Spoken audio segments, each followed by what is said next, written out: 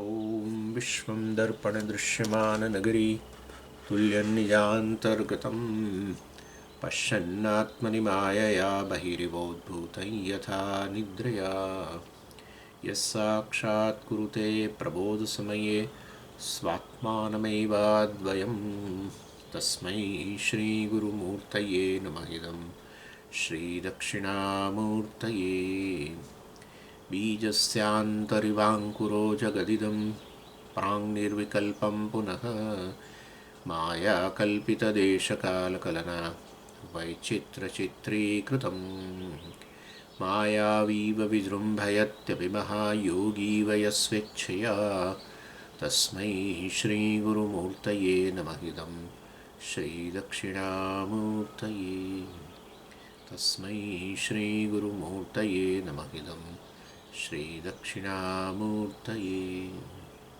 ॐ सहना भवतु सहनौ भुनक्तु सह वीर्यङ्करवावहै तेजस्विनावधीतमस्तु मा विद्विषावहै। ॐ शान्तिः शान्तिः शान्तिः। सदाशिवसमारम्भां शङ्कराचार्यमध्यमाम् अस्मदाचार्यपर्यन्तां वन्दे गुरुपरम्पराम्। ॐ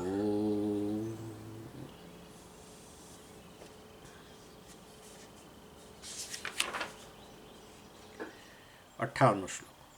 જાગર આગમાપાય ભાસનમ યતો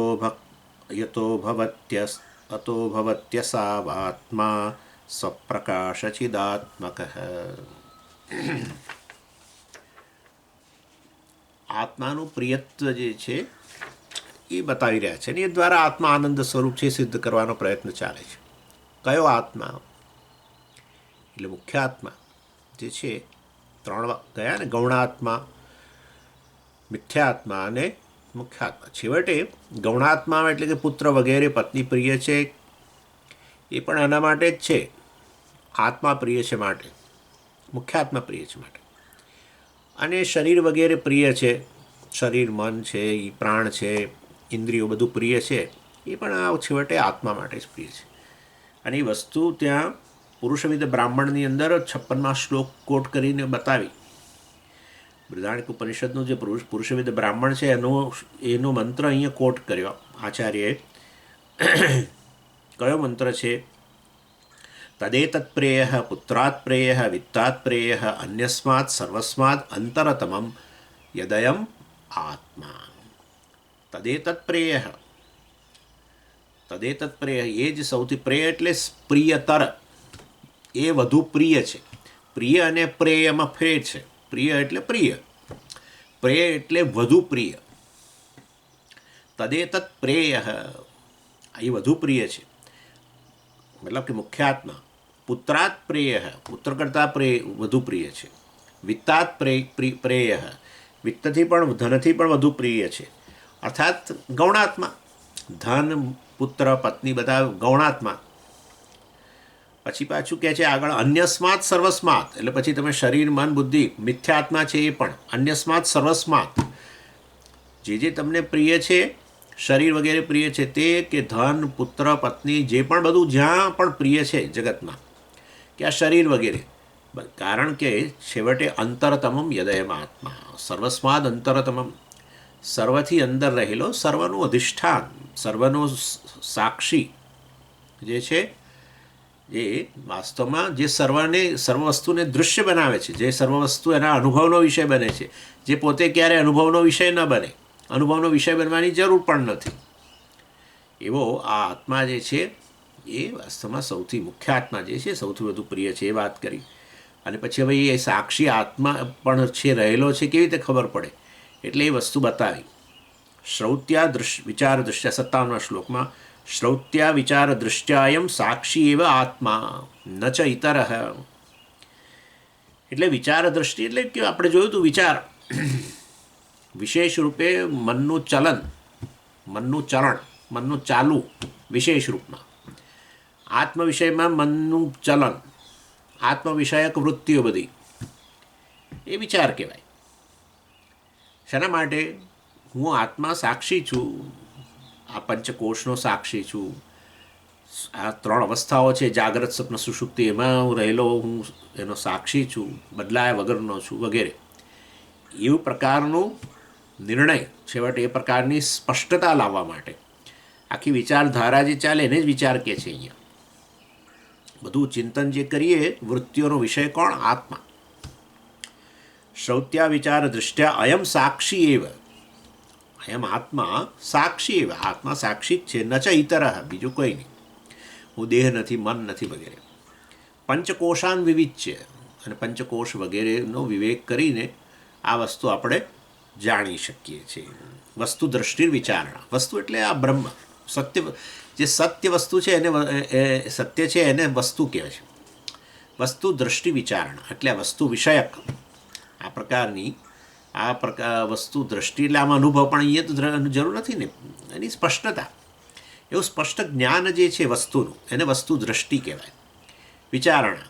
અને એના માટે આ પ્રકારે પંચકોશ વિવેક કરો તો ખબર પડે કે ઓહો, હું આ સાક્ષી 5 કોષ અન્નમય વગેરેની અંદર વિદ્યમાન છું. આપણે ગઈ વખતે જોયું હતું. એ જ છેવટે બધું જાણવાવાળો છે. આ પેલો જાણવાવાળો નહીં, અત્યારે સામે હું તમને જોઈ રહ્યો છું, સ્વામીજી હું જોવાવાળો છું, એ સાક્ષી છે. એટલે એને અહંકાર નહીં, પરંતુ ખરેખર જોવાવાળો, જે અહંકારનું દર્શન કરનારો. હું જોઉં છું એવું મને ખબર છે, અત્યારે હું જોઉં છું એ પણ તમને ખબર છે ને. હા, હું સાંભળું છું એવી તમને ખબર છે. હા સ્વામીજી મને ખબર છે ને. એટલે અહંકારનો પણ સાક્ષી, હું જોનારો છું, બરાબર ને, એનો પણ સાક્ષી. એ ખબર છે તમને? હા, બસ. હું તમે સાંભળો છો તમને ખબર છે? હા ખબર છે ને મને. બસ એ સાક્ષી. એ સાક્ષી વાસ્તવમાં આવો જોનારો, સાંભળનારો, એનો સાક્ષી, એનું જ્ઞાન છે. હવે હું નથી જોતો, અત્યારે અથવા હમણાં કલાક પહેલાં તમને નહોતો જોતો, અત્યારે જોઉં છું, વળી કલાક પછી તમને નહીં જોઉં. આ કોઈ જુદો છે. પેલો જોનારો જતો રહેતોય રહે છે પાછો. જોનારો છે ત્યારે તો છે જ છે, પણ જોનારો ગયો તોય જ છે. સાંભળનારો છે ત્યારે તો છે જ છે, પણ સાંભળનારો નથી તોય રહે છે. ખ્યાલ આવે તમને? એટલે આ સતત એ જ્ઞાન સ્વરૂપ છે. સતત અહંકારથી માંડીને બધી જ વસ્તુઓ જે આ રીતે અનુભવમાં આવે છે, બધું એ અનુભવનો સાક્ષી, એ વસ્તુ દૃશ્ય છે. અહંકારનો પણ અનુભવ ને અહંકાર થકી જેનો પણ અનુભવ કરતા હો, સ્વામીના અવાજનો અનુભવ કરતા હો તો એના સારા. એટલે સ્વામીનો અવાજનો અનુભવ થઈ રહ્યો છે, કારણ કે તમે સાક્ષી ચેતન છો તો જ, નહીં તો કેવી રીતે થાય? અને તમે અત્યારે સાંભળી રહ્યા છો સ્વામીનો અવાજ, એ સાંભળનારાને પણ તમે જાણો છો. એટલે બધું એના થકી જ પ્રકાશે છે. પ્રકાશિત કરનાર એક જ છે, બીજો કોઈ છે જ નહીં. કારણ કે વાસ્તવની અંદર અહંકાર, તમે સાંભળતા નથી, જોતા નથી, ત્યારે પણ એ બેઠેલો હોય છે ને. કહે છે કે અત્યારે હું સાંભળતો ઊંઘમાં હું સાંભળતો નહોતો, ઊંઘમાં હું જોતો નહોતો, તો એનો અર્થ કે અહંકાર જતો રહે તો પણ પેલો પ્રકાશક બેઠો છે, હજુ અહંકારના અભાવને પ્રકાશિત કરે છે ને. હા, એટલે એ તો જ્ઞાન સ્વરૂપ છે, સાક્ષી છે એમ. ચાલો, એટલે પંચકોશ વગેરે જે છે એના વિવેકથી પણ ખબર પડે. અને પછી હવે અહીંયા 58મા શ્લોકમાં આ શરૂ કર્યું તો આપણે, પણ હવે ફરી પાછું લઉં છું. જાગર સ્વપ્ન સુપ્તિનામ આગમાપાય ભાસનમ વગેરે. અને એવી રીતે છાંદોગ્ય ઉપનિષદની અંદર ઇન્દ્ર વિરોચનના સંવાદમાં જાગ્રત સ્વપ્ન સુષુપ્તિ, ઇવન કે માંડુક્ય ઉપનિષદની અંદર પણ આ જે છે એ આ 3 અવસ્થા છે એનો સાક્ષી. ઇન્દ્રિયો થકી જે વિષયોનો અનુભવ થાય એ જાગ્રત અવસ્થા, ઇન્દ્રિયો વગર વિષયોનો અનુભવ થાય સ્વપ્નાવસ્થા, અને વિષયોનો અનુભવ ન થવો એ સુષુપ્તિ અવસ્થા. એટલે એનો અર્થ એવો થયો કે ઇન્દ્રિયો થકી વિષયોનો અનુભવ કરો, આ બધા સ્થૂળ પદાર્થો, બરાબર. એટલે ઇન્દ્રિયો ને મન તો હોય જ જાણે, ભાઈ તો એમાં કંઈ કહેવાનો શંકા જ નથી. ઇન્દ્રિય હોય પણ મન કંઈક બીજે હોય તો કંઈ થોડું તમને સામે વિષય દેખાય. તમારા આંખની પાછળ તમારું મન તો હોવું જ જોઈએ ને. એટલે મન નથી કહેતો, પરંતુ તમારે સમજી જવાનું. કેમ મન નથી કહેતા તો બોલો ને, પણ તમે એમ નહીં, પરંતુ વાસ્તવમાં સ્વપ્નની અંદર કેવળ મનથી જુઓ છો ને, ઇન્દ્રિયોથી નથી જોતા. એટલા માટે ખાલી ભેદ પાડવા માટે કહું છું. અને તમને એ બધું તકલીફ લાગતી હોય તો ઇન્દ્રિયો વત્તા મનરૂપી વેશ પહેરીને વિષયોનો અનુભવ કરો. એવા તમે વેશવાળા જાગ્રત પુરુષ કહેવાઓ, વેકિંગ પર્સન. અને આ જાગ્રત જગત સ્થૂળ પદાર્થોનો અનુભવ કરો. પછી હવે એ વેશ કાઢી નાખ્યો, કેવળ મનરૂપી વેશ પહેરીને વિષયોનો અનુભવ કરો. જુદા વિષયો નેચરલી જાણો જ છો તમે, એ વિષયો સૂક્ષ્મ વિષયો આવું જેવા છે. આ સ્થૂળ વિષયો એવા તો નહીં, આવા આ ટાઈપના, પણ આ જ તો નહીં. આના આ જ વસ્તુ તમે અનુભવતા હોતો તો પછી સપનાવસ્થા જ નથી. આ જ વસ્તુ અનુભવી રહ્યા હોવ તો એનો અર્થ કે તમે હજુ ઇન્દ્રિયનો ઉપયોગ કરો છો, તો પછી સપનાવસ્થા જ નથી છો. ઇન્દ્રિયો વગર આવા પ્રકારના અનુભવ, બરાબર કે તો વાસનાની આ બધા અનુભવોની વાસના પડી છે, વાસનાને જ રૂપી જગત, એ વાસના ઉદ્ભૂત થાય એટલે અંતઃકરણ. એટલે અંતઃકરણ રૂપી, આ બરાબર સમજી લો, અંતઃકરણ રૂપી ઉપાધિ પહેરનાર આવે એટલે જુદો વેશ, ઇન્દ્રિયો કાઢી નાખી સપનાવસ્થા. ઇન્દ્રિયો અને અંતઃકરણ રૂપી વેશ છે એ કાઢી નાખ્યો, તો એ પાછું અનુભવ તો રહે છે અજ્ઞાનનો. એ વખતે ખબર ના પડે, પેલી ઇન્દ્રિયો અને મન બંને જ લય પામી ગયા ને, એટલે એની મન હોત તો ભાઈ એની એ વખતે જ ખબર પડે કે અનુભવ થઈ રહ્યો છે અજ્ઞાનનો, પણ મન પણ લય પામી ગયું. તો પણ તમે સવારે જાગો ત્યારે તમે કહો છો કે હું સુખેથી સૂતો અને મને કશું ખબર નહોતી વગેરે, મતલબ અજ્ઞાનનો અનુભવ થયો તમને. એટલે કોઈક તો છે ને ત્યાં જેણે આવું અનુભવ કર્યો અજ્ઞાનનો, સુખનો. ઇન્દ્રિયો અને મનરૂપી ઉપાધિ કાઢી નાખી અને છતાંય અનુભવ કર્યો. એટલે આ એક એવો છે જે ત્રણેય અવસ્થામાં જુદા જુદા વેશ પહેરીને અનુભવ કર્યા કરે છે. જાગ્રત જગતનો અનુભવ કરવા માટે મન અને ઇન્દ્રિયો રૂપી વેશ પહેરી લીધા. અને સ્થૂળ શરીર તો ઓફકોર્સ ખરું, સ્થૂળ શરીરમાં પણ તાદાત્મ્ય સહિત જ તમે જાગ્રત જગતનો. હવે સ્થૂળ શરીર અને ઇન્દ્રિયો રૂપી વેશ કાઢી નાખીને કેવળ મન રૂપી વેશ પહેરી રાખીને, અને મને પૂરેપૂરું નહીં તમે જાણો છો, સ્વપ્નની અંદર જે મનથી તમે જુઓ છો, તમે એવા એવા પદાર્થો જુઓ તમને હસવું આવે, તમે જાગો ત્યારે ઓહો, સ્વપ્નમાંથી બહાર આવો ત્યારે આ ખરું જોયું મેં તો બધું. એટલે એ મને પાછું પૂરેપૂરું નહીં, કેવળ વાસના, ચિત્ત, કેવળ ચિત્તમાં રહેલા બધા જે આપણા વાસનાઓ પડી છે અનુભવોની, એટલું જ. બાકી આમ ખરેખર બુદ્ધિ જાગ્રત હોય તો તમે તરત નકારી દો, ઓહો આવું તો કંઈક હોતું હશે. સ્વપ્નમાં તમે અનુભવો ત્યાં ત્યાં નકારો, પણ નકારતા નથી. બુદ્ધિ એટલે વિવેક, ઓહ આવું તો આ તો કંઈ સાચી વસ્તુ થોડી છે એમ.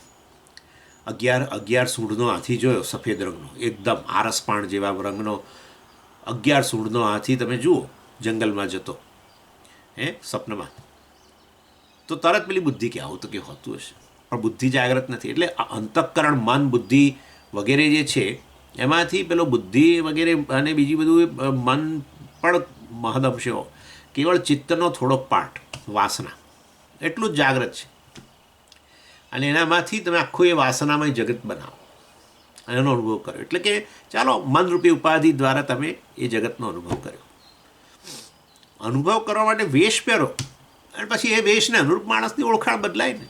હું આ જ વેશ પહેરી રાખું તો સંન્યાસી, સમજો કે બીજો વેશ પહેરું તો પછી તમે કહો કે ઓ સ્વામીજી સ્પોર્ટ્સમેન છે કે શું, એટલે કંઈક આ તો એક્ઝામ્પલ આપું છું. એટલે ઇન એ સેન્સ કે કહેવાનો આશય છે આ રીતે વાસ્તવની અંદર વેશ પહેરનારો તો એનો એ જ રહ્યો ને. એટલે જ તમે બોલો છો હું જાગતો તો મેં સપના જોયું, પછી હું સૂઈ ગયો, પછી હું જાગ્યો. એટલે એ હું એવો છે જે વેશ પહેરનારો છે એ તો એક જ રહે છે.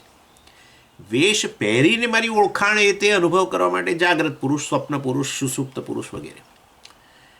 પણ વેશ પહેરનારો તો એક જ રહ્યો ને, એ સાક્ષી. એ તમારું સાચું સ્વરૂપ છે. એ ન હોય સાક્ષી ચૈતન્ય કે આત્મા કે બ્રહ્મ કે જ્ઞાન સ્વરૂપ, એ ન હોય તો ક્યાં જાગ્રત પુરુષ રહેવાનો. વેશ પહેરનારો જ ન રહ્યો તો પછી એ રોલ જ ન રહ્યો ને, એક્ટર જ ન હોય તો પછી હવે ભિખારી ક્યાંથી રહેવાનો છે કે પેલો સંન્યાસી કે જે પણ રાજા હોય, જે પણ વેશ લેતો હોય એ જ ન રહે ને. એટલે વેશ પહેરનાર જે છે એ જુદા જુદા વેશ પહેરે છે તો એટલું તો નક્કી થઈ ગયું ભાઈ વેશ પહેરીને પાછી કાઢી નાખે અનુભવ કર્યા પછી, પાછો નવો વેશ પહેરે ને પછી અનુભવ કરીને પછી એ વેશે કાઢી નાખે. તો તે વેશ તો હું નથી એટલું તો નક્કી થઈ ગયું કે નહીં? હે, વેશ ભિખારીનો વેશ પહેરનાર એક્ટર કંઈ થોડો ભિખારી છે? એ તો વેશ તો એનાથી ભિન્ન વસ્તુ છે ને, એટલે તો માટે પહેરે છે ને કાઢી નાખે છે, પછી પહેરે છે કાઢી નાખે છે. જાગ્રત અવસ્થા આવી એટલે તરત શરીર માન બુદ્ધિ એટલે શરીર માન ઇન્દ્રિયો રૂપી વેશ પહેરી લીધો અને વેશ પહેરીને જાગ્રત પુરુષ તરીકે જાગ્રત જગતનો અનુભવ કર્યો.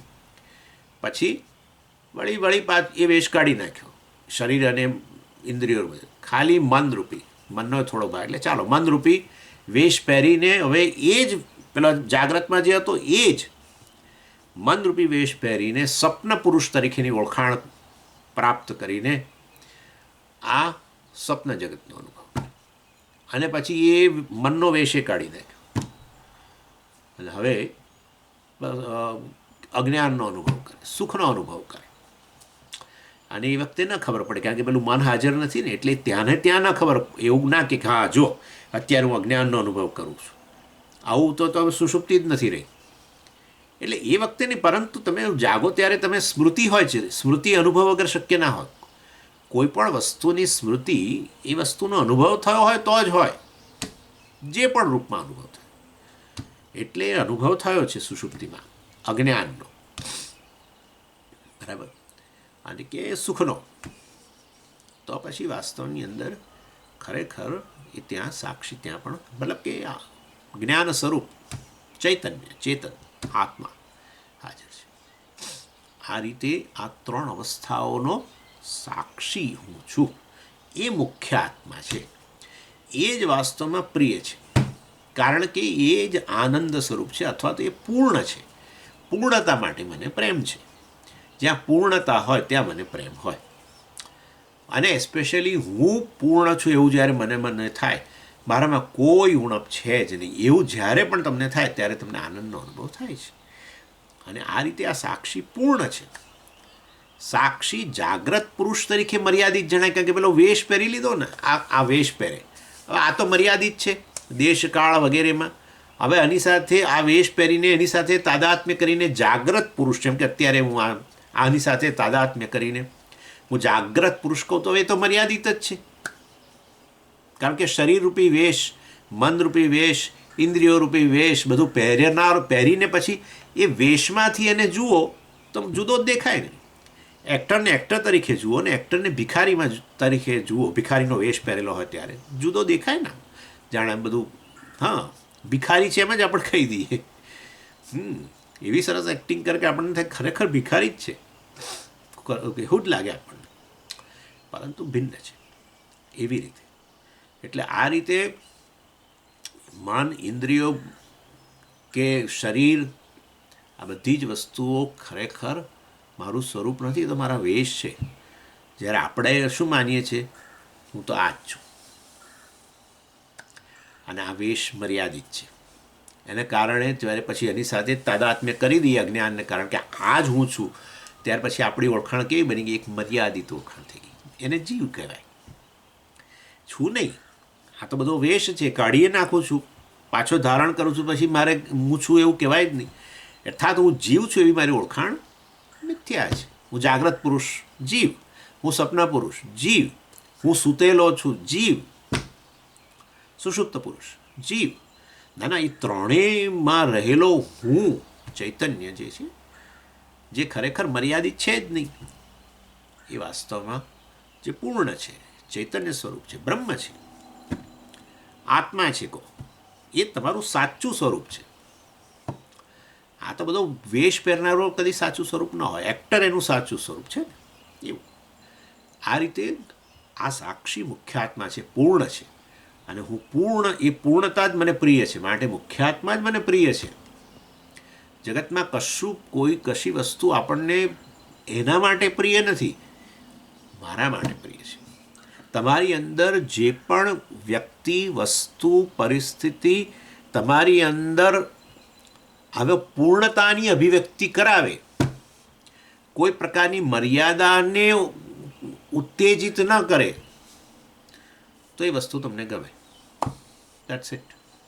કોઈ પણ વસ્તુ, પરિસ્થિતિ કે વ્યક્તિ તમારી મર્યાદા છતી કરવાને બદલે તમારી મર્યાદા છતી ન કરે વ્યવહારમાં, તો એ વસ્તુ, વ્યક્તિ તમને ગમે. તમારી મર્યાદા છતી કરે કોઈ વ્યક્તિ આવીને તમને, તમે મર્યાદિત છો એના કરતાં, એટલે જ આપણને સહન નથી કરી શકતા. કોઈ વધારે બુદ્ધિશાળી વ્યક્તિ આવીને પાછું કદાચ એની બુદ્ધિનું પ્રદર્શન કરે, એના જ્ઞાનનું પ્રદર્શન કરે, આપણને એમ કે એ વિષયમાં હું જાણકાર વધારે છું, પરંતુ હવે આવીને ચર્ચા એણે શરૂ કરી ત્યારે આપણે અંદરથી થાય કે ના, આપણે નથી ખબર, તો આપણને પછી બહુ ગમે નહીં એ વસ્તુ. કારણ કે એ વ્યક્તિએ જાણે અજાણે તમારી મર્યાદા, હું મર્યાદિત છું એ પ્રકાર, એ જ ખ્યાલને બહાર લાવે પાછું. એટલે કોઈ જોક કે સમજ, આ બહુ આમના શાહબુદ્દીન રાઠોડ એટલે આહા, બસ શાહબુદ્દીન. કારણ કે કલાક દરમિયાન તમારી મર્યાદા છતી કરવાને બદલે તમે જેવા છો એવો જ તમને સ્વીકાર કરાવે. તમારી મર્યાદાઓ છે, તમને જે અત્યાર સુધી ચાલતી હતી, એ હોલમાં એન્ટર થયા પહેલાં તમને અનેક વસ્તુ ચાલતી હતી. આમ નથી, તેમ નથી, મારે આમ પરતંત્ર રહેવું પડશે, આવું છે, તેવું છે, પેલા મારું માનતા નથી, આમ છે, આમ કે દાખલ થયા અને બેઠા અને એમણે શરૂ કર્યું. બસ તમે તમારી મર્યાદાઓ બધી ભૂલી ગયા. કલાક, દોઢ કલાક જે હોય, તમને વ્યક્તિએ ગમે, તમને એમ કે વ્યક્તિ પ્રિય છે, વ્યક્તિ નહીં, ખરેખર એ વ્યક્તિએ તમારી મર્યાદા છતી ન કરવા દીધી, અથવા એ મર્યાદાને ભૂલવાઈ દીધી. અને આવું શાહબુદ્દીન રાઠોડ નહીં, કંઈ પણ તમે જુઓ અત્યારે આ બધા બિંગ ને બધું હોય છે ને, બિંગ, એની અંદર બધા કેટલા પ્રકારનો એવી વસ્તુ બતાવે છે દુનિયાની, નેચરની વસ્તુ, કે આપણને જોઈએ આવું છે દુનિયાની અંદર, આમ આપણું મોં પહોળું થઈ જાય.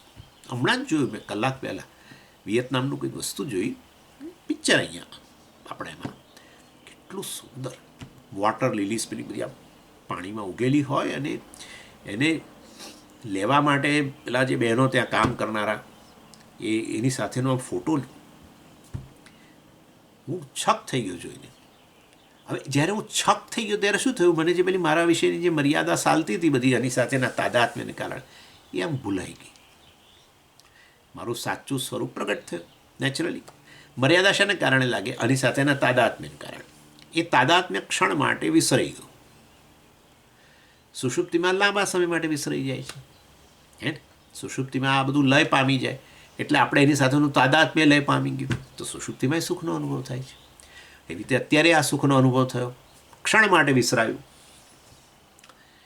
એટલે જ્યારે જ્યારે તમે તમારી મર્યાદાઓ વિસરાઈ જાય, અને મર્યાદા તમને લાગે છે કારણ કે તમે મર્યાદિત છો એટલે નહીં, આ જે આત્મા નથી ખરેખર, એની સાથે તાદાત્મ્ય કરીને મર્યાદાનો અનુભવ કરતા હોય છે. ચાલો એની, એટલે આ સાક્ષી ખરેખર આનંદ સ્વરૂપ છે, પૂર્ણ છે. એ જ્યારે જ્યારે અનુભવમાં પણ અભિવ્યક્ત થાય છે, સુષુપ્તિમાં થાય છે જ, કારણ કે મન, બુદ્ધિ, વેશ બધો કાઢી જ નાખ્યો છે, શરીર વગેરે બધે સાથે લય પામી ગયું છે, એટલે એની સાથે તાદાત્મ્ય લય પામી ગયું છે, કેવળ તમે છો સાક્ષીના રૂપમાં, તો તમને ખૂબ જ આનંદ થતો હોય છે. કોઈક વળી વિદ્યારણ્ય સ્વામીએ તમને યાદ કરો, આ પંચદશીમાં પહેલા અધ્યાયમાં આવેલું કે નાના વૃત્તિઓ રહેલી છે, આચાર્ય એવી રીતે કંઈક કહ્યું. તો ચાલો વેશ છે તો પછી ચાલો. હવે આ મન ભલે લય પામી ગયું, મન ક્યાં લય પામ્યું? એનું કારણ શરીરમાં લય પામ્યું, તો કારણ શરીરમાં રહેલી વૃત્તિ ગણો. ચાલો અવિદ્યા વૃત્તિ જુદા જ પ્રકારની વૃત્તિ છે. એ વૃત્તિ એવી પ્રકારની છે જેના કારણે તમને હોશ નથી, સભાનતા નથી જ ને, બિલકુલ નથી, નહીં તો સુષુપ્તિ કેવી? એટલે વૃત્તિ છે, પરંતુ એવી વૃત્તિ છે અત્યંત સૂક્ષ્મ. કારણ શરીર સૂક્ષ્મ હોય ને, કારણ હંમેશા કાર્ય કરતાં સૂક્ષ્મ હોય. તો હવે સૂક્ષ્મ, એવી સૂક્ષ્મ વૃત્તિ છે કે જેનાથી હું એ વખતે સભાન નથી, અને વૃત્તિ દ્વારા તમને અજ્ઞાનનો અનુભવ થયો. કારણ શરીરમાં રહેલી વૃત્તિ કેવી હોય? કારણ શરીરાત્મક વૃત્તિ. કારણ શરીર એટલે શું? અજ્ઞાન. તો અજ્ઞાનાત્મક વૃત્તિ, અજ્ઞાનાત્મક વૃત્તિ છે માટે એટલે કે તમને અજ્ઞાનનો અનુભવ થયો. ઘટાકાર વૃત્તિ દ્વારા શેનો અનુભવ થાય? ઘડાનો અનુભવ થાય. કારણ શરીરની વૃત્તિ કેવી હોય? કારણ શરીરના જેવી હોય. કારણ શરીર અજ્ઞાન, તો અજ્ઞાનાત્મક વૃત્તિ માટે તમે કહો કે અજ્ઞાનનો અનુભવ થયો. પણ વૃત્તિઓ સૂક્ષ્મ હોવાને કારણે એ કાળે તમે એનાથી સભાન. બસ વૃત્તિ થોડી સ્થૂળ હોય પ્રમાણમાં તો તમે એનાથી સભાન બનો. હા, તો કારણ શરીર જો અનુભવમાં આવતું હોય તો કારણ શરીરના વૃત્તિ અનુભવમાં આવે.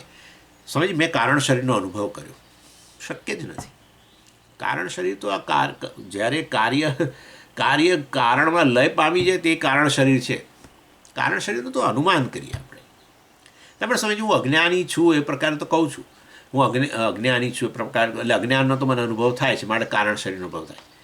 પરંતુ ખરેખર કારણ શરીર એકલાનો અનુભવ એ વસ્તુ સુષુપ્તિ કાળે કેવળ કારણ શરીર હોય છે.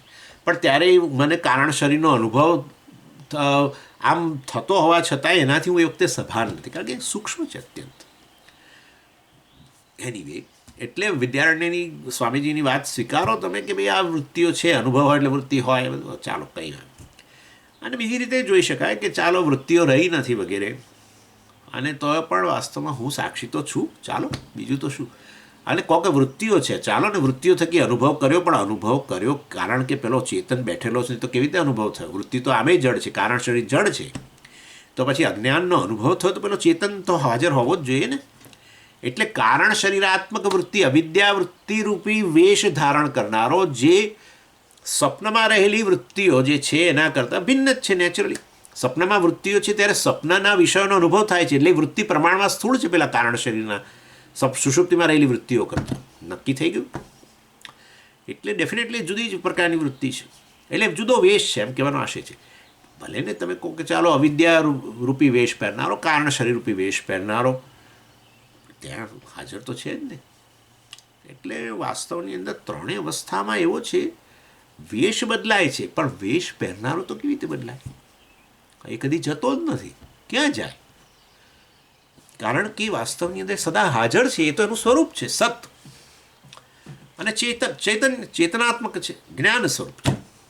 જ્ઞાન જ્ઞાન જ્ઞાન જ્ઞાન જ્ઞાન, જેના કારણે જાગ્રત પુરુષ અને જાગ્રત જગત ભાષે, જેના કારણે સ્વપ્ન પુરુષ ને સ્વપ્ન જગત ભાષે, જેના કારણે સુષુપ્ત પુરુષ ને સુષુપ્ત જગત અજ્ઞાન વગેરે ભાષે. એ ચૈતન્ય તો એના પર કાળની અસર જ નથી.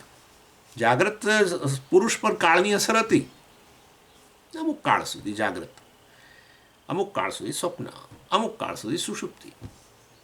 પરંતુ વાસ્તવમાં આ એવો છે જેના પર કાળની અસર જ નથી, દેશની અસર નથી. બરાબર ને? જે દેશમાં જ્યાં પણ જાઓ તમે તો અવસ્થાવાળા, જો અવસ્થારૂપી વેશ પહેરનારા તમે તો રહેવાના જ છો. દેશકાળની અસર વગરનો વિચારો તમે. દેશકાળની અસર એટલે શું? દેશમાં મર્યાદા અને કાળની મર્યાદા વગરના ચૈતન્ય તમે છો. કેટલું સરળ છે ચિંતન.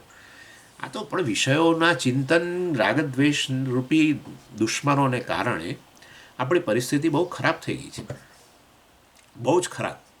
એટલે જે વસ્તુઓ મિથ્યા છે એમાં જ આપણું ચિંતન ચાલ્યા કરે છે, અને એના કારણે કદી નિષ્કર્ષ નીકળતો નથી. મિથ્યા વસ્તુ પર ચિંતન કરીએ તો શું મળે? કશું ના મળે. મેં તમને કહ્યું હતું પહેલાં, રજ્જુ પર જે સર્પ દેખાયો એ સર્પને સાચો માનીને પછી એના પર આખી એક કોન્ફરન્સ ભરાય, પણ જે જાણે છે કે ખરેખર છે જ નહીં એ હશે ને કે ના હશે. આ બધી કોન્ફરન્સમાં બધા લેક્ચરો આપતા હોય સાપ વિશે, આ તો એક્ઝામ્પલ આપું છું તમને થાય કે આ શું, આ બધું ફ્યુટાઇલ છે. આવું જ છે. અને એટલા માટે જગત વિષયક ચિંતન જીવનભર કર્યા પછી જીવનના અંતે વ્યક્તિને ખબર જ હોય છે કે કશું મળ્યું નહીં, કશું જ નથી મળ્યું. અને ભગવાને જાણે છે કે તમને કશું મળ્યું નથી. જેની શોધ માટે મેં તમને મોકલેલા, મેં કહ્યું હતું પહેલાં તમને કે ભગવાને મોકલ્યા હનુમાનજી છે ને માટે, સીતાજીની શોધ માટે, શાંતિ મોક્ષની શોધ માટે. હા, એ ન મળ્યું દાખલા તરીકે તો ફરી એટલે નવો જન્મ મળે છે. ભગવાનની આમ અપેક્ષા તો છે થોડી કે નવો જન્મની અંદર એ મને છેવટે આમ ચાલો મને જાણશે, મારી સાથે એક થઈ જશે ને સુખી થઈ જશે. એટલે એટલે શું પ્રોબ્લેમ? સંભળાતું નથી? બરાબર છે, સંભળાય છે ને? હા હા. એટલે હમણાં કે પેલો હતું કે ઇન શોર્ટ વાસ્તવની અંદર આ વસ્તુ રહેલી છે એટલે એને કારણે આ વ્યક્તિ જે છે બિચારો આ એક સાક્ષી જે સતત ભાસી રહ્યો છે, કોઈ પણ અવસ્થા હોય એમાં તમારા વગર કોઈ અવસ્થા નથી. ખાલી ધ્યાન સાક્ષી તરફ કરવાને બદલે આમ બહાર ધ્યાન કર્યા કરે છે, બહાર વસ્તુઓ તરફ નજર કર્યા કરે છે અને એને સત્ય માને છે, માટે રાગદ્વેષ છે. મિથ્યા હોય તો રાગદ્વેષનો પ્રશ્ન ઊભો નથી થતો. મિથ્યા હોય ત્યારે જ સમજાય જ્યારે એની પાછળ રહેલું સત્ય સમજાઈ ગયું હોય. આ જાગ્રત પુરુષ મિથ્યા છે અને સાક્ષી સત્ય છે એ સમજાઈ. સાક્ષી જ હું છું, જે વાસ્તવમાં ત્રણેય અવસ્થામાં રહેલો છું, દેશકાળની મર્યાદા વગરનો છું. એના વગર આ જાગ્રત પુરુષ નામની વસ્તુ ના હોઈ શકે. માટે જાગ્રત પુરુષ તો મિથ્યા છે, જાગ્રત પુરુષ નથી અભિન્ન છે. જાગ્રત પુરુષ ભાસે છે અને જાગ્રત પુરુષ છે કારણ કે હું છું, સાક્ષી છું, વગેરે વગેરે. Oh, your voice seems to be cracking at the end of each word. I don't know શું છે, ખબર નથી મને.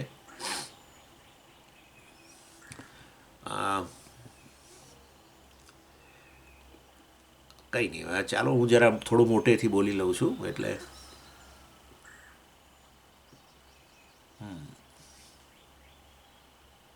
અહીંયા તો બધું આમ બરાબર દેખાય છે, એટલે મને કંઈ ખબર નથી પડતી.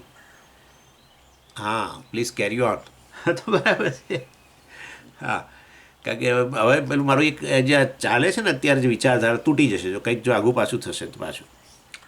એનીવે, ઇન શોર્ટ કહેવાનો આશય એ છે કે જાગર સ્વપ્ન સુષુપ્તિના આગમ અપાય ભાસનમ. બહુ સુંદર કહ્યું એક જ શબ્દની અંદર, આગમ અપાય ભાસનમ. એનું આવવા જવાવાળું જેનાથી ભાષિત થાય છે, જેનાથી પ્રકાશિત થાય છે, બરાબર છે ને, એવો કોણ છે આ યતો ભવતી અસૌ આત્મા. આ આત્મા જે છે જેના કારણે આ ત્રણેય અવસ્થાઓમાં રહેલું જે પણ છે, અવસ્થાઓનો એ જે તે અવસ્થાનો અનુભવ કરનારો અને અનુભવના વિષયો, કોઈ પણ અવસ્થામાં રહેલો અનુભવ કરનારો. કારણ કે વસ્તુનો અનુભવ થાય તો તમારે અનુભવિતા તો હોવો જ જોઈએ. એ અનુભવિતા એટલી અવસ્થા પૂરતો જ છે, માટે સાચો નથી. અને તમે એવા છો જે એ અનુભવ કરનારા જે હતો જાગ્રત પુરુષ, એ ગયા પછી તમે હાજર છો હવે સપન પુરુષરૂપી વેશ ધારણ કરવા માટે. એટલે ઇન શોર્ટ આ સાક્ષી જે છે એ ખરેખર તો અવસ્થાઓમાં જે ત્રિપુટી છે, જાગ્રત પુરુષ, જાગ્રત વિષયો અને જાગ્રત વિષયોનો અનુભવ વૃત્તિના રૂપમાં થવો, એ ત્રીજું. આ ત્રણેય જે છે જેના કારણે ભાસે છે, જેના કારણે એમનું અસ્તિત્વ છે, એવો સાક્ષી વાસ્તવમાં એ ત્રણેયથી વિલક્ષણ છે. અને આ ત્રણેય જતા રહ્યા. જાગ્રત કાળની વૃત્તિઓ જતી રહી, હવે જાગ્રત કાળના વિષયો ગયા, જાગ્રત પુરુષ ગયો, અને હવે સપન જગતના વિષયો, સપન જગતના માટેની વૃત્તિઓ, સપનના વિષયોની વૃત્તિઓ અને સપન પુરુષ જેણે અનુભવ કર્યો એ પણ જતા રહ્યા, બરાબર ને. અને હવે આ કારણ શરીરવાળો પ્રાજ્ઞ જેને કહે છે, કારણ શરીર તાદાત્મ્ય પામેલું, અને એના માટેની વૃત્તિઓ, પેલી અવિદ્યાવૃત્તિ વગેરે, એના વિદ્યા એનો વિષય, બરાબર. એટલે આ રીતે એ ત્રણેય જતા રહ્યા. વળી જાગ્યા ત્યારે એ ત્રણેયમાંથી એકે નથી. સુષુપ્ત પુરુષ નથી, સુષુપ્તનો વિષય કેવળ અજ્ઞાન નથી. ના સમય જાગ્રતમાં અજ્ઞાન તો છે, પણ તમે તો જાગ્રતનો અનુભવ કરો ત્યારે એવું કરો છો, એવો અનુભવ થાય છે કશું મને ખબર જ નથી, એવો અનુભવ છે જાગ્રતમાં. ના, તમને સતત અનુભવ છે, હું બધું જોઉં છું, સાંભળું છું, ફલાણું છું, ઢીકણું છું, મને જ્ઞાન સતત થઈ રહ્યું છે. એટલે અવિદ્યા વાસ્તવની અંદર જે કેવળ અવિદ્યા વિષય જે હતો ત્યાં સુષુપ્તિમાં અનુભવનો, એવું તો અત્યારે નથી જ ને, બદલાઈ ગયું. ઇન શોર્ટ આ રીતે વાસ્તવની અંદર આ ત્રિપુટી ત્રણેયમાં રહેલી છે. ત્રણ અવસ્થાઓ અનુભવની જ અવસ્થાઓ છે, બીજી કઈ અવસ્થાઓ. અને આ રીતે વાસ્તવમાં એનો સાક્ષી યતો ભવતી અસૌ આત્મા. એટલે આ જાગ્રત સુષુપ્તિમાં આવવા જવાવાળા જે વસ્તુઓ છે, ત્રિપુટી છે, એનું જેનાથી પ્રકાશન થાય છે એવો સ્વપ્રકાશ ચિદાત્મક. બહુ સુંદર. અને એ વાસ્તવમાં એને સ્વપ્રકાશ એટલે જેના થકી બધું પ્રકાશિત થાય, પરંતુ જેને પ્રકાશિત કરવા માટે કશાની જરૂર ન પડે, એ સ્વપ્રકાશ કહેવાય. આ વસ્તુ આપણે જાણીએ છીએ. અત્યારે જ અહીંયા દાખલા તરીકે આ મારો રૂમ છે, એની અંદર દિવાલો પ્રકાશિત થઈ રહી છે, આ કબાટ પ્રકાશે છે, પેલું રેફ્રિજરેટર પ્રકાશે છે, આ માઇક્રોવેવ પ્રકાશે છે, આ ટેબલ પ્રકાશે છે, આ અહીંયા કમ્પ્યુટર પ્રકાશે છે, આ અહીંયા કેમેરો પ્રકાશિત થઈ રહ્યો છે, આ મારા પુસ્તક પ્રકાશિત થઈ રહ્યું છે. કેટલું બધું પ્રકાશિત થઈ રહ્યું છે. શેના દ્વારા? લાઇટ દ્વારા. એ લાઇટને પ્રકાશિત કરવાની જરૂર નથી. હા, ના સમજી. હવે લાઇટને પ્રકાશિત કરવા માટે બીજો કોઈ પ્રકાશ છે પાછો, બીજા પ્રકાશ. તો પછી એ પ્રકાશને પ્રકાશિત કરવા માટે કોઈ બીજું સપ્રકાશ કહેવાય. જેને પ્રકાશિત કરવાની જરૂર ન પડે એને વાસ્તવમાં સુપ્રકાશ કહેવાય. જેના થકી બધું પ્રકાશે, પરંતુ જેને પ્રકાશિત આમ કરું છું કારણ કે અહીંયા છે પેલો લાઇટ અહીં, એટલે એક અહીં ઉપર છે અને એક અહીંયા, પણ આને અત્યારે બતાવું તમને. આમ તમને નહીં દેખાય પણ છે. એટલે જેને પ્રકાશિત કરવા માટે જેના વગર કશું પ્રકાશે નહીં, પરંતુ જેને પ્રકાશિત કરવા માટે બીજા પ્રકાશની જરૂર ના પડે, એનું નામ સ્વપ્રકાશ. હા, પણ સ્વામીજી અમે તો આવું કહીએ છીએ કે એ પોતાની જાતની લાઇટ જે છે, બલ્બ કે ટ્યુબલાઇટ પોતાને પ્રકાશિત કરે છે એવું અમે બોલીએ છીએ. ના બોલાય કોઈ દિવસ ના બોલાય. બોલો છો બધું ચાલે, કારણ કે જેને બોલીએ છીએ એને કશી ખબર નથી, ના આપણને ખબર નથી. લાઇટ છે ને સ્વામીજી પોતાને પ્રકાશિત કરે છે. તો પછી જો એમાં લાઇટમાં એવો અંશ હોવો જોઈએ જે પ્રકાશક રૂપ ના હોય તો એ પ્રકાશિત થતા. એમ કે મારું શરીર જે છે એ લાઇટમાં પ્રકાશે છે. કેમ? કારણ કે લાઇટ પોતે પ્રકાશક નથી. અરે, મારું શરીર પોતે પ્રકાશક નથી. લાઇટ તો બરાબર છે, પ્રકાશ. મારું શરીર પ્રકાશક નથી, માટે લાઇટ પ્રકાશિત કરે છે એવું બોલાય. એટલે વાસ્તવની અંદર હવે જો તમે કહો કે લાઇટ પોતાને પ્રકાશિત કરે છે, લાઇટમાં કોઈક અંશ એવો આ શરીર જેવો હોવો જોઈએ જે પ્રકાશિત ન હોય. ટ્યુબલાઇટ લો, ટ્યુબલાઇટની પેલી સ્ટીક હોય ને, એની અંદર કયો અંશ પ્રકાશક છે અને એ પ્રકાશક એના કયા અંશને પ્રકાશિત કરે છે મને કહો. સવાલ જ નથી. બરાબર. જેને તમે કહો કે લાઇટમાં આ ભાગ પ્રકાશિત થાય છે આ ભાગથી, એવું હોય જ નહીં. બધું પ્રકાશ રૂપ જ છે. સમજો આ વસ્તુ. અને માટે આવું ન બોલાય કોઈ દિવસ કે લાઇટ પોતાને પ્રકાશિત કરે છે. આવું ન બોલાય. તો શું બોલવાનું? લાઇટ પ્રકાશ રૂપ છે. બીજું ઉદાહરણ આપું. આપણે ઘણીવાર સૂર્ય દેવતાની આરતી ઉતારતા હોઈએ ને, ઉત્તરાયણમાં કે બીજા આરતી ઉતારો સૂર્ય દેવતાની સવારે ઉદય, સૂર્યોદય થઈ ગયા પછી. તો તમે આવું કદી કહેશો કે ભાઈ આ મારા અગ્નિના પ્રકાશથી, મારી આરતીના પ્રકાશથી સૂર્ય પ્રકાશિત થઈ રહ્યો છે, આવું કહેવાય? એના જેવી વસ્તુ છે. આવું ના કહેવાય. ઇન શોર્ટ, ખરેખર સૂર્ય પોતાને પ્રકાશિત કરે છે આવું ન બોલાય. સૂર્ય પ્રકાશિત કરવું અર્થાત એ વસ્તુ પ્રકાશરૂપ ન હોય તો જ બોલાય. લાઇટ શરીરને પ્રકાશિત કરે છે બોલાય, કારણ કે આ પ્રકાશ રૂપ નથી. નહીં તો સ્વામીજી જ્યાં જાય ત્યાં પછી સ્વામીજીને કશું રાત્રે જરૂર જ ના પડે લાઇટની. જ્યાં પણ નીકળું ત્યાં પ્રકાશ હોય. હું બને જ કોઈ દિવસ. હા, એટલે સમજો આ વસ્તુ. આ નહીં બોલવાનું. હવે આપણે બોલો તો વ્યવહારમાં બોલો, પણ તમારી સમજ ઘણીવાર જે બોલીએ ને એ જ આપણી સમજ હોય છે. બહુ ખતરનાક વસ્તુ છે. અને ખતરનાક એટલા કેમ બોલો છો ખતરનાક એવું એમ કરીને અમને કંઈ ડરાવશો નહીં. આત્માના સંદર્ભમાં કહું છું, પણ એમાં અમે કદી એવું બોલતા જ નથી. આવું જ તો બોલો છો. આવું જ બોલે છે. 20 વર્ષના ભણ્યા પછી બોલે છે આત્મા હજુ મારા અનુભવનો વિષય બન્યો નથી, એમ કે છે. એટલે આત્મા પ્રકાશિત થશે, એવો અનુભવ થશે કે જેમાં આત્મા વિષય બનીને પ્રકાશિત થશે. એનીવે, અને આ પ્રકારની સ્પિન જો એકવાર શરૂ થઈ ગઈ ને, ચક્કર, તો આ ચક્કરમાં તો બધું ભણેલું ક્યાંનું ક્યાં રહી જશે. જો આ પ્રકારનું તમારા મનમાં ઓરિએન્ટેશન રહ્યું તો પછી ગમે તમે ભણશો કંઈ જ કામ નહીં કરે. કંઈ જ કામ નહીં કરે. આ સૂર્ય જાણે કે પોતાને પ્રકાશિત કરે છે.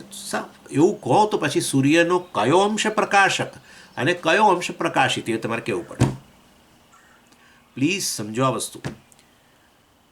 હું એટલા માટે અકળામણથી કહું છું, કારણ કે લોકો દરેક કેમ્પની અંદર, દરેક કેમ્પ અને જ્યાં પણ બહાર જવું ત્યાં પણ જ્યાં જ્યાં સત્સંગ થાય ત્યાં આ જ હોય, બ્રહ્મનો અનુભવ નથી, આત્માનો અનુભવ નથી.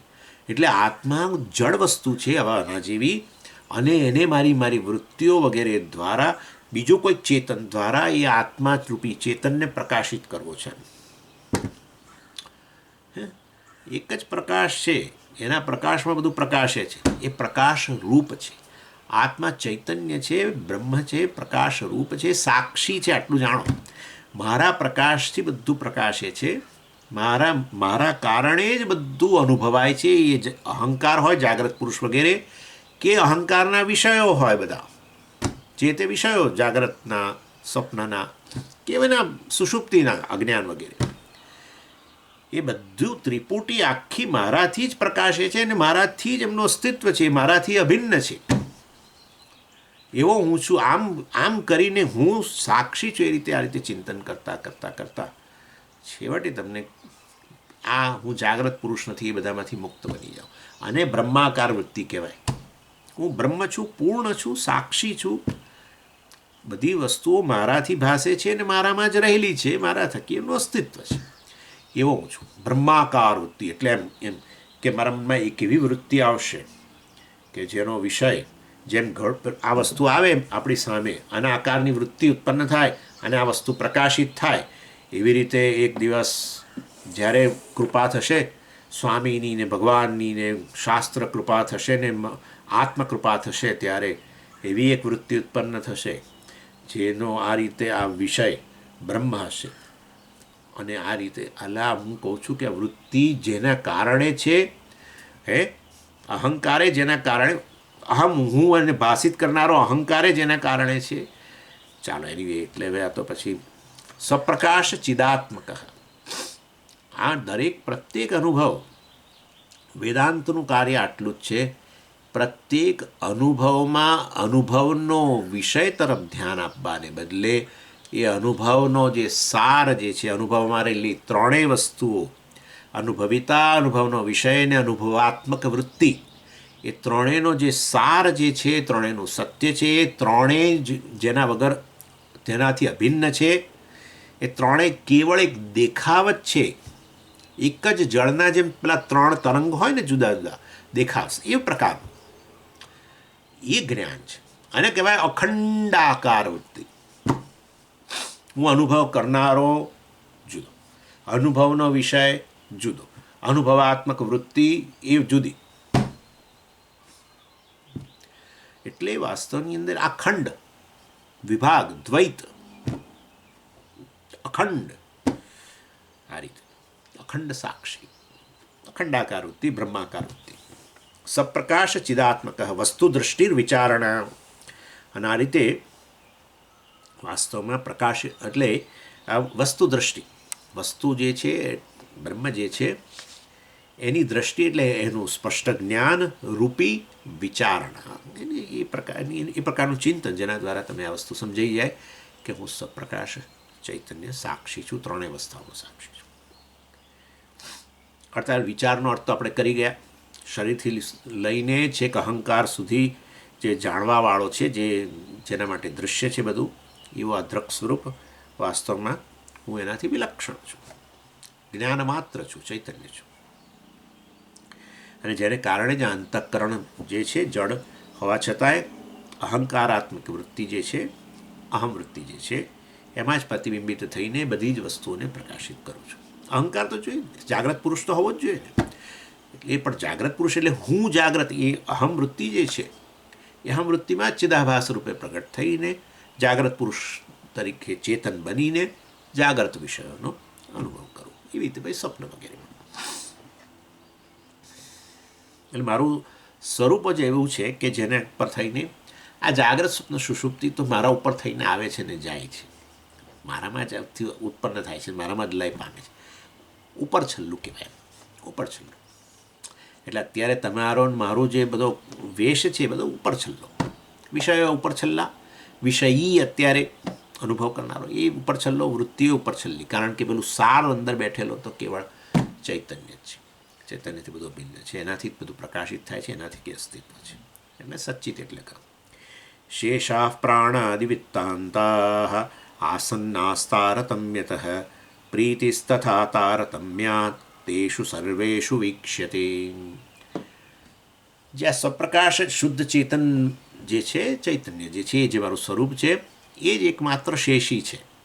ખરેખર તો અમે એને શેષી ન કહી શકીએ, કારણ કે શેષી એટલે કહે છે કે એના માટે થઈને પેલો આ મુખ્યાત્મા એટલે કે આ ચૈતન્ય, એના માટે જ પેલો મિથ્યાત્મા અને ગૌણાત્મા બધા પ્રવૃત્ત થાય છે.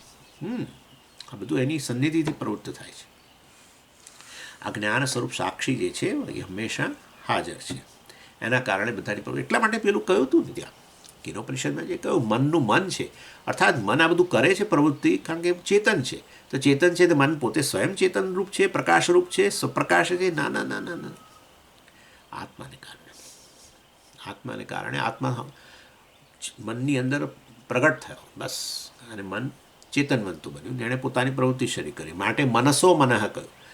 મનનું મન ખરેખર તો વાસ્તવે મન તમે ક્યારે કહેશો મન છે? જ્યારે પ્રવૃત્તિશીલ હોય તો. સુષુપ્તિમાં મન પ્રવૃત્તિશીલ નથી એ વિચાર કરતું, નથી કોઈ કલ્પના કરતું, નથી કશું યાદ કરતું, નથી કશું જોતું સાંભળતું કશું. તો તમે મન નથી એમ જ કહો છો. એટલે મન જ્યારે પ્રવૃત્તિ કરે તો તમે મન કહો. કશું બિલકુલ પ્રવૃત્તિ જ નિષ્ક્રિય જ હોય તો તમે મન છે એમ કહો જ નહીં. મન લય પામી ગયું એમ ઉપરથી કહો. એટલે વાસ્તવમાં મનની પ્રવૃત્તિ કરે તો એને મન કહેતા હોત, પણ એ પ્રવૃત્તિ માટે જવાબદાર તો આત્મા છે ને, કારણ કે ચેતન મન કામ કરે છે બધું. તો પછી મનનું મન વાસ્તવમાં કોણ છે? આત્મા છે, ચૈતન્ય છે. એ રીતે એટલે આ એટલે એને સાક્ષી કહી, એટલે એ સાક્ષીને આપણે શેષી કહીએ છીએ. એના માટે જ એના માટે થઈને બધી પ્રવૃત્તિ અથવા એની હાજરીમાં બધી પ્રવૃત્તિ ચાલે છે.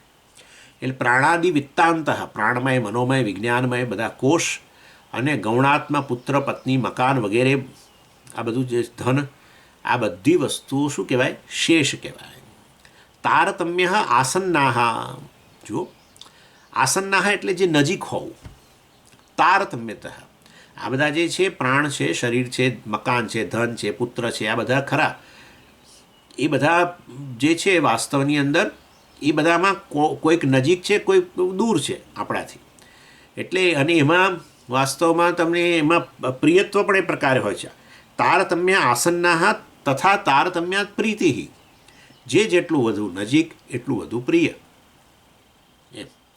એટલે દાખલા તરીકે તમે જુઓ, ધન પ્રિય છે, પુત્ર પ્રિય છે, શરીર પ્રિય છે, અને ખરેખર મુખ્યાત્મા પ્રિય છે. આપણે હમણાં કહ્યું ને મુખ્યાત્મા માટે વાસ્તવમાં બધું પ્રિય છે.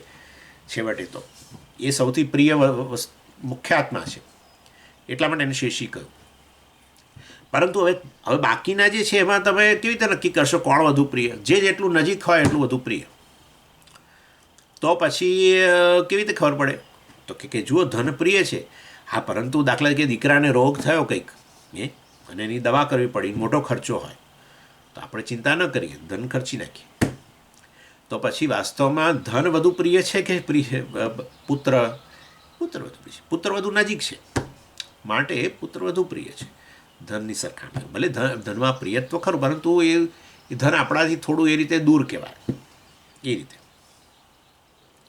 એટલે પુત્ર પ્રિય છે, માટે પુત્રએ દેવું કર્યું, બિઝનેસ શરૂ કર્યો અને એણે દેવું કર્યું અને એના કારણે બહુ તકલીફમાં આવી ગયો. અને પેલા બધા લેણદારો જે છે એ બધા આવીને પૈસા માગે છે અને ધમકીઓ આપે છે મારી નાખવાની બધી. આપણી પાસે પૈસા છે દાખલા તરીકે પિતા પાસે, પણ જુએ નહીં, કારણ જાણે છે કે જો આ નહીં આપીએ તો કદાચ પુત્રનું માટે ખતરો છે, અને પ્રાણનો ખતરો છે. તો પુત્રને બચાવવા માટે ધન જવા દઈએ. એટલે વાસ્તવની અંદર અને પુત્ર કરતાં આપણે આપણી જાત વધારે પ્રિય છે.